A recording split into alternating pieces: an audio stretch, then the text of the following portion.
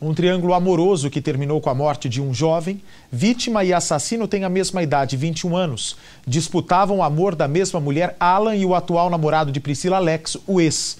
Para matar o rival Alan, arquitetou o plano usando o celular de Priscila. Ele mandou mensagens para o Alex, marcando o encontro como se fosse a moça. No local marcado, Alex, que estava de bicicleta, foi surpreendido pelo assassino. Me dá as imagens, por favor, desse caso. A morte de Alex, que antes, olha o momento exato em que tudo aconteceu, antes era tratada como um acidente de trânsito, mas essa cena vai mostrar que não foi. Uma mãe que chora de saudades ao rever as roupas do filho.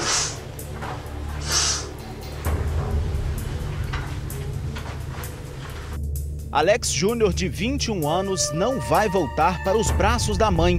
Ele foi assassinado pelo atual namorado da ex-companheira dele, o Alan Patrick, também de 21 anos. Tudo por ciúmes da jovem, a Jéssica. Ele era tudo, um pedaço de mim. Um caso que chamou a atenção da polícia. A morte inicialmente foi tratada como acidente de bicicleta.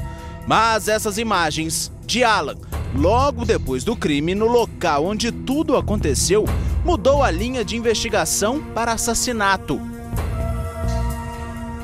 Um criminoso frio que, segundo a polícia, agiu de forma premeditada. Armou uma armadilha para a vítima.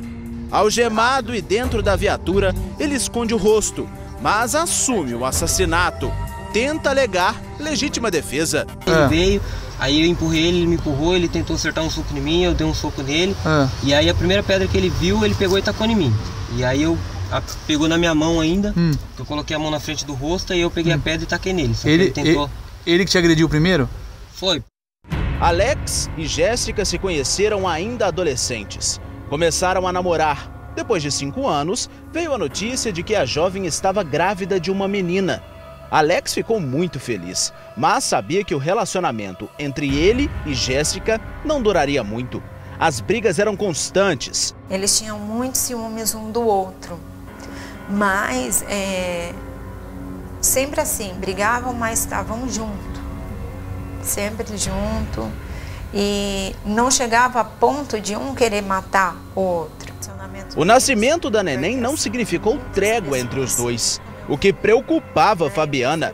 Jéssica já estava morando na casa da sogra para ter ajuda nos cuidados com a bebê.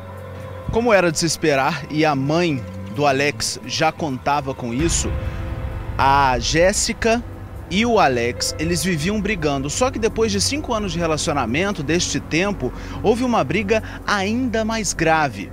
O que aconteceu? A Jéssica, ela saiu de casa, foi pra rua. Acreditava que aquele era um término definitivo. Foi então que ela conheceu o Alan, acabou ficando com ele por algum período. Só que o que ela não sabia era que o Alan e o Alex, a partir daquele momento, eles iriam começar a se ameaçar e a criar várias situações que iriam dar muitos problemas, tanto para um quanto para o outro. Apesar de revoltado com a situação, Alex preferiu seguir em frente. Focou na família, nos cuidados com a filha e no novo trabalho como auxiliar de produção em um supermercado. Mas Jéssica dizia a todos os amigos que ainda gostava do ex e sabia que ele também a queria de volta. Por isso ainda trocavam mensagens. Isso deixava Alan revoltado e as crises de ciúmes dele também eram constantes. Naquele dia, a Jéssica resolveu levar a filha para ver o pai, o Alex. Só que naquele momento, quando ela saía de casa, o Alan resolveu ir junto. Ela sabia que isso não iria dar certo. Quando chegaram na casa, o Alan e o Alex começaram a se estranhar, a brigar. A Jéssica teve que intervir. Eles resolveram então ir embora. Mas quando Jéssica e Alan chegaram em casa, o Alan disse que aquela situação estava insustentável por conta dos ciúmes dele. Foi então que ele jurou o Alex de morte. Ele quis bater no meu filho, ele já tentou jogar a moto no meu filho uma vez, meu filho não trabalhar. Alan passou a arquitetar um plano para se vingar. Queria Alex longe de Jéssica. Foi em uma terça-feira. No dia seguinte, Alex estava de folga. Então ficou em casa, se divertindo com a mãe e os 2 irmãos mais novos. Fabiana via que o filho estava ansioso e trocava muitas mensagens com Jéssica por uma rede social. Ele sentou para jantar, não comeu. Ele deu, acho que umas 2 garfadas e não quis mais. E o tempo todo no celular. Ele passou por mim, falou: mãe, vou aqui fora, vou aqui na frente. Eu fui no quarto, a cama dele estava do mesmo jeito. Quando eu ia passar uma mensagem para a namorada dele, aí um funcionário do mercado que ele trabalha veio me buscar e falou que ele tinha sofrido um acidente. Jéssica teria chamado Alex para uma conversa com o intuito de se reconciliarem. Alex saiu de casa de bicicleta sem falar com ninguém e foi até o ponto de encontro. Mas era tudo uma armadilha. Quem conversava com ele, na verdade, era Alan. Nessas imagens, Alan chega ao local marcado. 1 minuto depois, ele vai embora, correndo.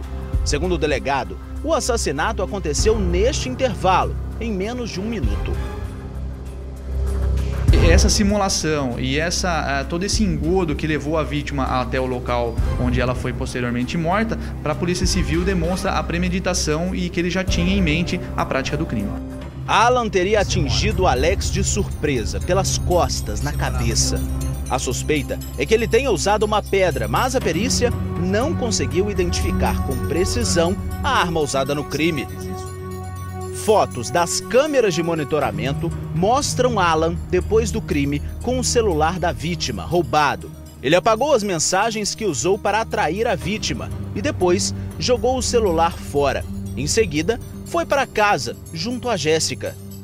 O Alan tinha um plano que ele considerava perfeito. Foi então que, dias depois do crime, ele foi até a delegacia da cidade para registrar um boletim de ocorrências por ameaça e também por tentativa de lesão corporal. Isso porque ele acreditava que, fazendo isso, a polícia iria acreditar na versão de acidente sobre a morte do Alex. Mas a polícia sabia que tudo era uma grande mentira e ficou observando, deixou ele fazer esse boletim de ocorrência. Mas a verdadeira intenção da polícia, do delegado responsável pelo caso, era justamente ter um documento que comprovasse isso, incluindo os dados, aonde ele estava morando e também o número de telefone dele.